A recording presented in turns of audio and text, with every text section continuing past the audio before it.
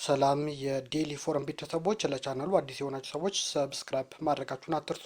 ቤተሰቦቻችን ደግሞ ላይክ አድርጉ። የእስራኤል ጦር ትናንት በኢራኗ ኢስፋሃን በሚገኝ አውሮፕላን ማረፊያ ላይ የአየር ጥቃት ማካሄዱና ቁጥራቸው በውል ያልታወቀ ኤፍ-14 ተዋጊ ጀቶችን ማውደሙን አስታውቋል። ጦሩ በቴሌግራም ገጹ ባወጣው መግለጫ እንዳብራራው በእስራኤል አየር ኃይል አውሮፕላኖች ላይ ስጋት የደቀኑ የፍለጋና የአየር መከላከያ ስርዓቶችንም በጥቃቱ መምታቱን ገልጿል። ይህ የአየር ጥቃት ከሁለት ቀናት በፊት አርብ ዕለት በቴህራን ምህራባድ አውሮፕላን ማረፊያ 16 ቅዱስ ኃይል አውሮፕላኖችን ከማውደሙ ጥቃት በተጨማሪ የተፈጸመ መሆኑን በመግለጫው አክሎ ጠቁሟል።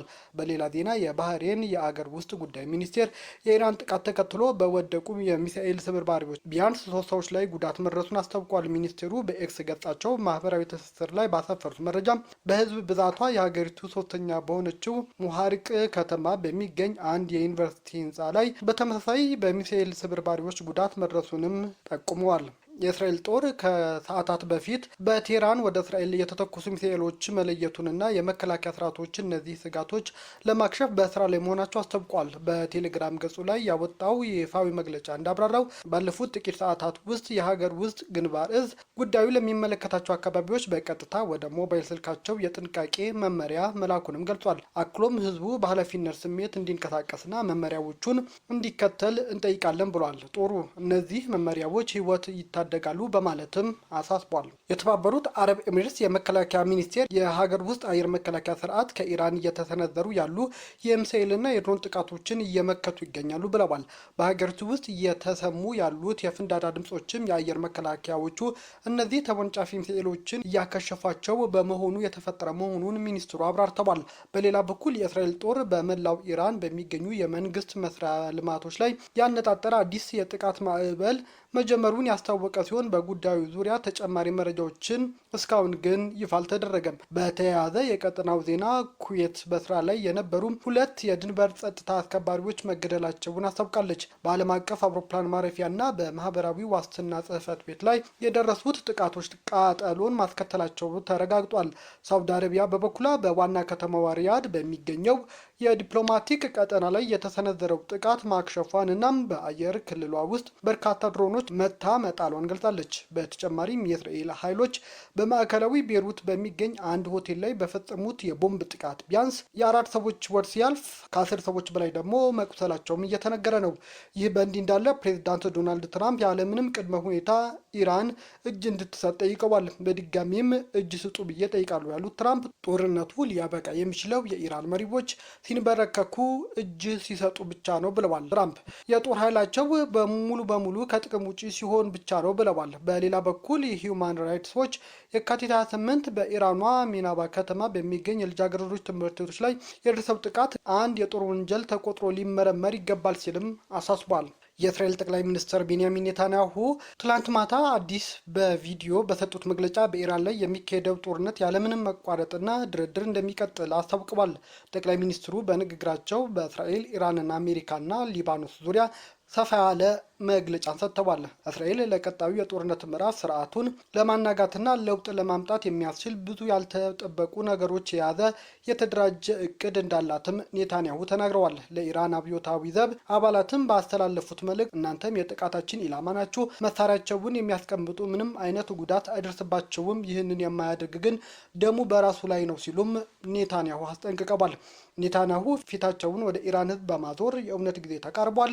አክለውም እስራኤል ኢራንን ለመከፋፈል እየሞከረች አይደለም፣ ይልቁንም ኢራን ነጻ ለማውጣት ነው የምትሞክረው በማለት አብራርተዋል። ኔታንያሁ ኢራንን ነጻ የማውጣት ጉዳዩ በራሳቸው በኢራናውያን እጅ ላይ የተመሰረተ መሆኑን ገልጸው ይህ እርምጃ በእስራኤልና በኢራን መካከል ሰላም እንደሚያመጣ እንዲሁም የሰላሙን አድማስ ሊያሰፋው እንደሚችልም ጠቁመዋል። የአሜሪካ ፕሬዚዳንት ዶናልድ ትራምፕ ባለፈው ታህሳስ ወር ባደረጉት ንግግር ኢራን የኒውክሌር መሳሪያ እንዳታገኝ በማንኛውም ዋጋ ማስቆም አለብን ማለታቸው ያስታውሱት ኔታንያሁ ትራምፕ ከመቼውም ጊዜ በላይ ለጠነከረው የአሜሪካና እስራኤል ስምምነት ላሳዩት ታሪካዊ አመራርም ምስጋና ችረዋል።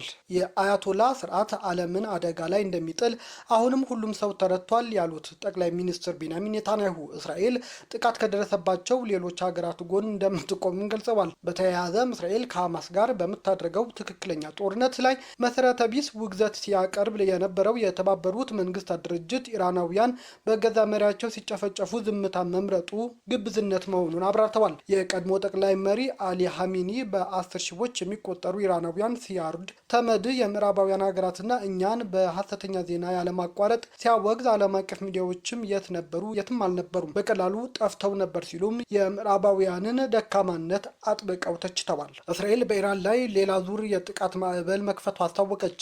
አሜሪካና እስራኤል በኢራን ላይ የከፈቱት ጦርነት ሁለተኛ ሳምንት በጀመረበት በዛሬው ዕለት እስራኤል በመላው ኢራን ሌላ ዙር ጥቃት መክፈቷን እወቁት ብላለች። የእስራኤል ጦር በኤክስ ገጹ ላይ እንደገለጸው ጥቃቶቹ መሰረተ ልማቶች ኢላማ ያደረጉ ሲሆን ሌሊት ላይ በዋና ከተማዋ ቴህራን የሚገኝ የነዳጅ ማጣሪያን መደብደቡን አስታውቋል። በአጸፋውም ከኢራን በኩል ሚሳኤሎች መተኮሳቸውን የገለጸው የእስራኤል ጦር ጥቃቶቹ ጉዳት ሳያደርሱ አየር ላይ መክሸፋቸውንም አስታውቋል።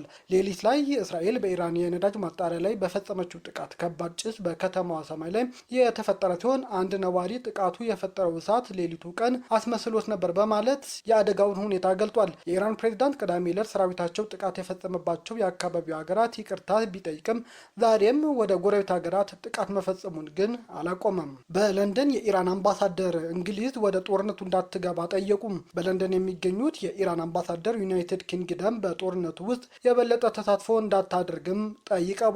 ሰይድ አሊ ሙሳቪድ እሁድ ዕለት ከቢቢሲ ጋር ባደረጉት ቃለ ምልልስ አሜሪካና እስራኤል ከኢራን ጋር የጀመሩት ጦርነት ዩኬ የምትቀላቀል ከሆነ አገራቸው ራሷን የመከላከል መብት እንዳላት ተናግረዋል።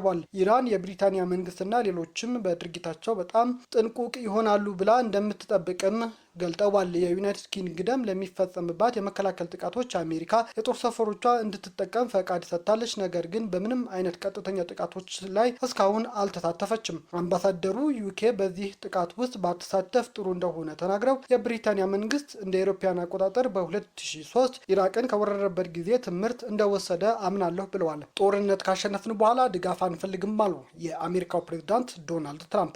አሜሪካና እስራኤል በኢራን ላይ ጦርነት ከመጀመራቸውና ከጀመሩ በኋላ በቀጥታ ተሳታፊ ከሆኑ የተቆጠበችው ዩናይትድ ኪንግደም አሁን ግዙፍ የጦር መርከቦቿን ወደ ባህረ ሰላጤው አካባቢ ለመላክ ወስናለች። ነገር ግን ይህ የዘገየ ውሳኔ ብለውታል ዶናልድ ትራምፕ እንዲያውም ጦርነቱ በአሸናፊነት እያጠናቀቁ መሆናቸውን በመግለጽ የዩናይትድ ኪንግደም ተሳትፎ አልፈልግም ብለዋል። ፕሬዚዳንቱ በማህበራዊ ሚዲያ ገጻቸው ላይ ባሰፈሩት ጽሑፍ ዩናይትድ ኪንግደም በአንድ ወቅት ምናልባትም ከሁሉ የላቀች ታላቅ አጋራችን ነበረች። አሁን ግን 2 የጦር አውሮፕላኖችን ወደ መካከለኛው ምስራቅ ለመላክ ብዙ ካሰበች በኋላ ወስናለች። ጠቅላይ ሚኒስትር ስታርመር መርከቦቹን ከዚህ በኋላ አልፈልጋቸውም፣ ነገር ግን የሆነውን አንረሳም በማለት ቅሬታቸውን ትራምፕ ገልጠዋል።